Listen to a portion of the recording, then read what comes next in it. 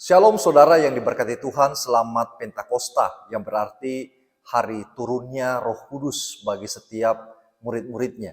Saudara, sebelum kita bersama-sama mendengarkan firman Tuhan yang bertema Roh Kudus adalah pembimbing yang sejati tentu di dalam hidup kita, saya mengajak kita sekalian untuk sekali lagi tundukkan kepala kita dan kita berdoa. Mari kita berdoa. Bapa yang di surga, kami hendak mendengarkan akan firman-Mu. Biarlah Engkau memenuhi hati dan pikiran kami, supaya kami bisa mengerti apa yang Tuhan ingin kami mengerti. Dan pada akhirnya ya Tuhan, segala kemuliaan hanya bagi Tuhan. Dalam nama Tuhan Yesus kami berdoa. Amin. Saudara yang diberkati Tuhan, pada kesempatan ini, nas Alkitab terambil dari Yohanes pasal 15 ayat 26 sampai 27. Lalu kemudian dilanjutkan dengan Yohanes 16 ayat 4b sampai 15, saudara. Saudara bisa membuka Alkitab dan saudara bisa membacanya. Namun intisari dari teks Yohanes itu adalah Tuhan mengatakan kepada mereka untuk mengirim seorang penolong yang lain, penghibur dan juga roh kebenaran, yaitu Roh Kudus untuk menggantikan ia berada di tengah-tengah mereka. Saudara, setiap orang memiliki pribadi yang sangat dekat dengan dia dan sangat dikasihinya. Taruhlah contoh orang tua, anak, keluarga yang lain, saudara. Tetapi saudara, hal inilah yang membuat kita sulit kemudian untuk terpisah dari mereka dalam konteks selama-lamanya, saudara. Karena hubungan yang dekat itu membuat kita seringkali banyak kekhawatiran. Bagaimana kalau dia meninggalkan kita selama-lamanya dan lain sebagainya, saudara. Tetapi Bapak Ibu Saudara, Yesus Kristus di dalam teks kita tidak pernah meninggalkan kita. Bahkan dia mengatakan di dalam Yohanes 14 ayat 18, "Aku tidak akan meninggalkan engkau sebagai yatim piatu." Dan ayat ini saudara sungguh cukup menguatkan kita, khususnya para murid yang hidup bersama-sama Yesus pada waktu itu, bahwa Tuhan tetap hadir, present di dalam hidup mereka. Tuhan yang mereka kenal sebagai Tuhan yang baik, yang bersama mereka selama 3 tahun itu, adalah Tuhan yang berjanji akan datang kembali. Tetapi di dalam proses dia naik ke surga dan turun kemudian, di dalam inilah kemudian ada roh penolong, roh kebenaran yang Tuhan janjikan. Saudara, kita mengingat bagaimana kondisi para murid ketika dipanggil Tuhan untuk mengikutinya. Mereka adalah orang-orang yang tidak punya arti hidup, mereka tidak punya passion di dalam hidup mereka tidak mengerti jalan kebenaran, mereka tidak tahu apa itu menerima orang lain, dan mereka tidak mengerti apa itu namanya hospitalitas, terbuka bagi orang asing, saudara. Dan saudara, mereka menjalani kehidupan mereka setiap hari seperti roda yang berputar. Saya khawatir saudara, mungkin kita juga pada hari ini melakukan hal yang sama. Yaitu bangun pagi, melakukan pekerjaan kita, pulang dari kantor, pulang dari toko. Dan itu terus yang kita lakukan dalam hidup kita. Dan hidup kita menjadi tidak bermakna, hidup kita tidak efektif kalau tidak menyertakan Tuhan di dalam keseharian kita. Pengkhotbah berkata bahwa semua sia-sia di bawah matahari. Kalau kita tidak menyertakan Tuhan dan tidak hidup dalam Tuhan dan tidak melakukan seluruh aspek kehidupan kita, pola, perilaku kita, menyertakan Tuhan di dalamnya. Saudara, dilanjutkan dengan 2 pasal berikutnya yang merupakan pengulangan informasi. 2 pasal yang saya maksud adalah setelah Yohanes 14, yaitu pasal yang kita baca 15-16. Di sini Yesus kembali mengatakan bahwa dia tidak akan meninggalkan murid-muridnya dan dia akan mengirim roh kebenaran itu untuk datang kepada mereka. Dan di dalam Yohanes 15 ayat 1 sampai 8, Roh Kudus mengandung arti bahwa tinggal di dalam saudara dan saudara tinggal di dalam dia. Yesus mengatakan barang siapa tidak tinggal di dalam aku, maka dia tidak berbuah banyak. Saudara, dengan adanya Roh Kudus di dalam hati dan jiwa kita, maka Yesus pun ada di dalam kehidupan saudara. Kenapa? Karena roh kebenaran itu adalah roh yang menuntun kita dan mengingat kita peristiwa-peristiwa Yesus. Dan membuat kita percaya dan sungguh menyadari bahwa Yesus adalah pribadi yang memberikan keselamatan dan menghapus dosa kita di atas kayu salib. Saudara, ada dua hal menarik di dalam teks bacaan kita. Yang pertama adalah menginsafkan dunia akan dosa, kebenaran, dan penghakiman. Itu yang dicatat di dalam Yohanes 16 ayat 8. Istilah Paulus mungkin sangat mudah dicerna, yaitu menjadi manusia yang baru, saudara. Manusia lama ditinggalkan, manusia baru dinyatakan di dalam hidup kita. Kita mengalami yang namanya transformasi kehidupan. Menginsafkan di dalam bahasa Yunani yaitu elenko, yang berarti, saudara, pertobatan, pentingnya pertobatan. Jadi kesadaran yang sangat dalam bahwa kita manusia membutuhkan untuk kembali di dalam jalannya Tuhan.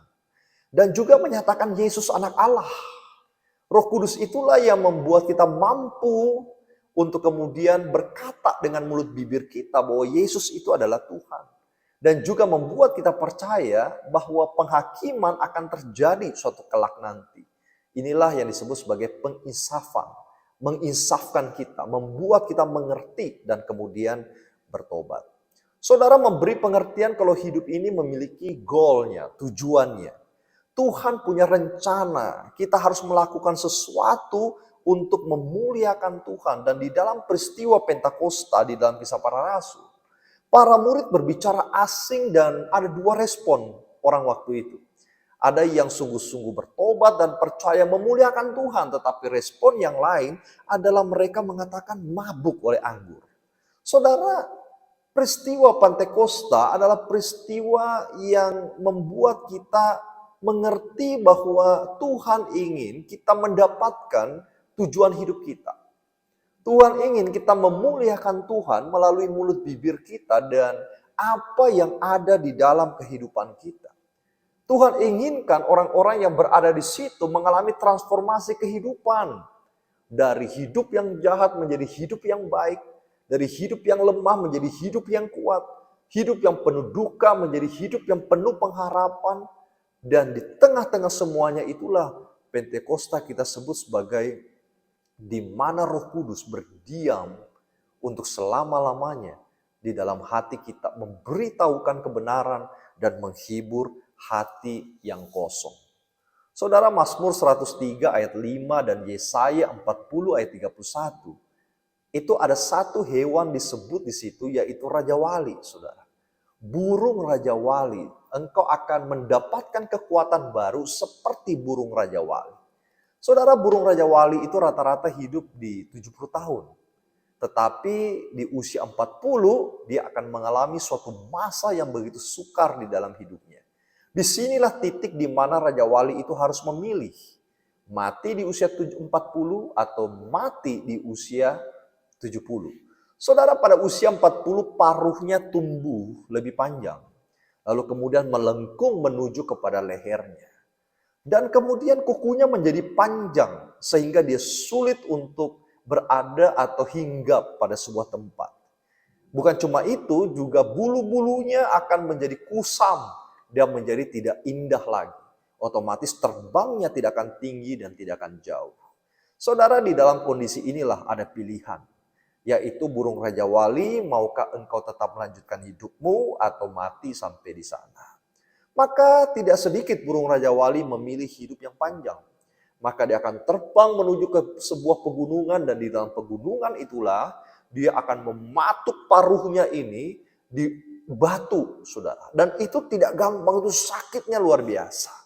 Setelah paruhnya itu putus, saudara, patah, maka paruh yang baru itu akan tumbuh. Dan begitu indah, seperti dulu lagi. Lalu kemudian dengan paruh itu dia akan mencabut kuku-kukunya yang panjang. Dan sakitnya luar biasa.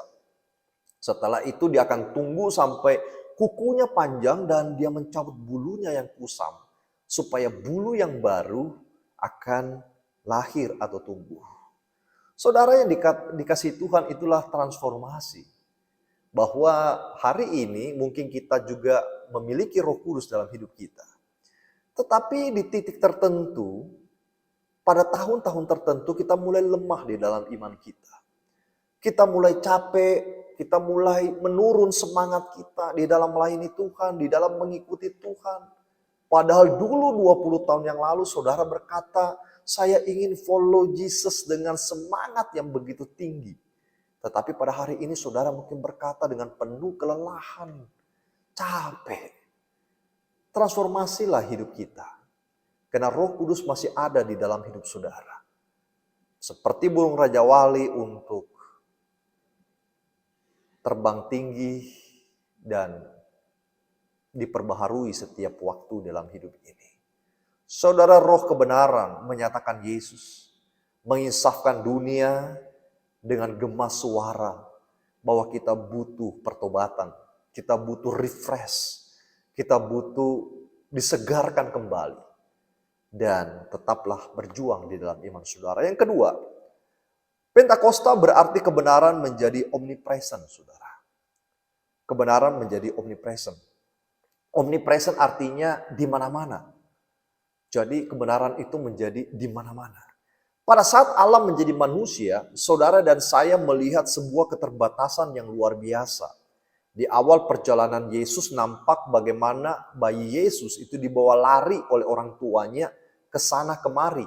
Karena waktu itu Herodes memiliki iri hati yang begitu besar. Dan dia membunuh anak-anak waktu itu. Saudara yang dikasih Tuhan, bayi Yesus tidak bisa berbuat banyak, bukan? Terbatas sekali. Dan Paulus berkata bahwa Allah membatasi dirinya sama seperti saudara dan saya. Lingkupnya terbatas.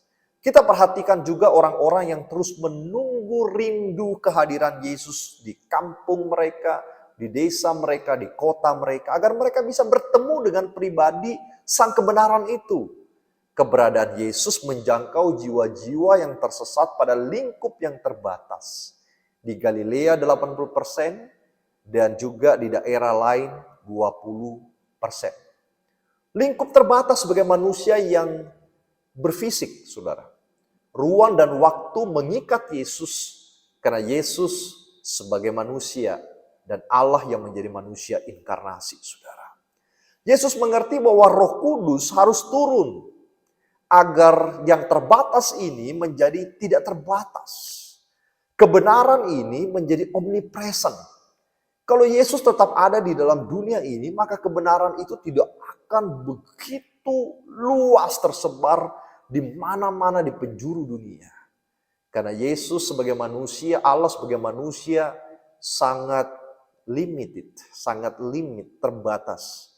Ia harus menjadi unlimited. Dia harus tidak terbatas. Dia harus omnipresent di mana-mana. Maka dia harus mengutus Roh yang kudus itu untuk berdiam di dalam hidup saudara dan saya. Sehingga kita di sini yang percaya dipenuhi Roh Kudus. Di hari yang sama, di waktu yang sama Roh Kudus itu ada pada saudara. Di waktu yang sama juga Roh Kudus ada di Manhattan. Di waktu yang sama Roh Kudus ada di Rusia. Di waktu yang sama Roh Kudus saudara ada di Filipina dan Manila mungkin.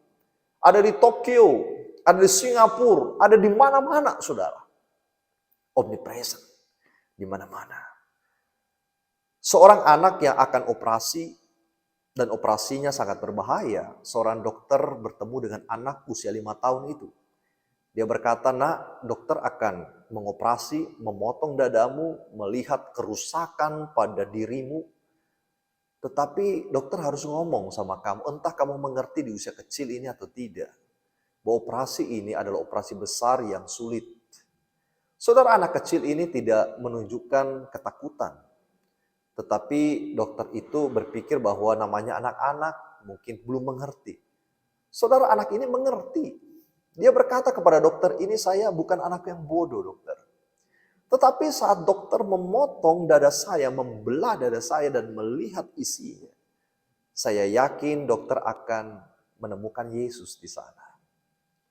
Saya yakin bahwa ada Yesus di dalam hati saya. Dan saudara, dokter itu terdiam dan dokter itu menangis. Karena iman anak kecil ini membuka hati pikirannya untuk mengingat dokter itu waktu dulu mengasihi Tuhan dan kemudian sekarang meninggalkan Tuhan, dan dia menyesal dan dia berkata, anak kecil ini memiliki iman yang tidak aku miliki. Saudara, anak kecil itu memiliki sebuah frasa, hatiku. Hatiku ada Yesus. Saudara, hati. Saudara coba pegang di mana hati saudara. Hati di sini bukan cerita tentang liver, tetapi hati di sini adalah metafor, menggambarkan perasaan kalau kita kenal di dalam konteks budaya kita. Tetapi di dalam perjanjian lama di Alkitab, hati itu adalah diri saudara. Hati itu adalah bagian di dalam diri saudara yang kita kenal sebagai keseluruhan atau keutuhan saudara di situ. Dan saudara menjadi manusia itu karena saudara punya hati. Personalitas, orientasi, intelektual, pemikiran rasional, ingatan, perasaan, gairah, keinginan, determinasi, keberanian, nyali. Semua itu ada di dalam satu kata, yaitu hati. Saudara, omnipresent adalah kebenaran yang harusnya menguasai seluruh kehidupan saudara dan saya. Itulah Pentakosta. Itulah tujuan dari Pentakosta, yaitu kepenuhan roh di dalam hati dan seluruh hidup saudara. Agar apa? Saudara bisa seperti anak kecil itu yang mengatakan, belalah dadaku, engkau akan melihat Yesus di sana. Saudara, sudah berapa tahun kita menjadi orang Kristen? Ketika 2000 tahun yang lalu Roh Kudus turun di dalam diri para murid dan para murid tersebar di mana-mana untuk menyatakan kebenaran sesuai petunjuk roh kebenaran itu, maka orang-orang percaya juga penuh dengan Roh Kudus. Sampai pada hari ini orang percaya penuh dengan Roh Kudus. Tetapi apakah Roh Kudus itu masih berkuasa di dalam hidup saudara? Apakah Roh Kudus itu masih berbicara begitu lantang dan saudara mendengarkan suaranya dan taat kepada suaranya atau tidak? Karena di dalam firman Tuhan Yohanes 15 ayat 27, 25 sampai 27, 26 sampai 27. Ini mengajarkan kita bahwa kita harus menjadi saksinya Tuhan dengan kepenuhan Roh Kudus itu. Penuh Roh Kudus jangan ukur sampai di sini, sampai di sini, sampai di sini. Tetapi penuh Roh Kudus itu di dalam pengertian dipimpin oleh roh hidup saudara. Apakah kita sudah melakukan maksud tujuan Pentakosta itu? Apakah Roh Kudus sudah menjadi pembimbing sejati yang kita katakan dialah guru kita, yang kita teladani melalui ingatan atau menginsafkan kita mengenai kisah-kisah yang Yesus lakukan? Saudara, biarlah Pentakosta ini membawa kita kembali di jalan Tuhan. Biarlah Pentakosta ini merefresh hidup saudara. Biarlah Pentakosta ini ada sebuah komitmen kembali. Roh Kudus, pimpinlah hidupku. Selamat Pentakosta. Tuhan Yesus memberkati kita semuanya.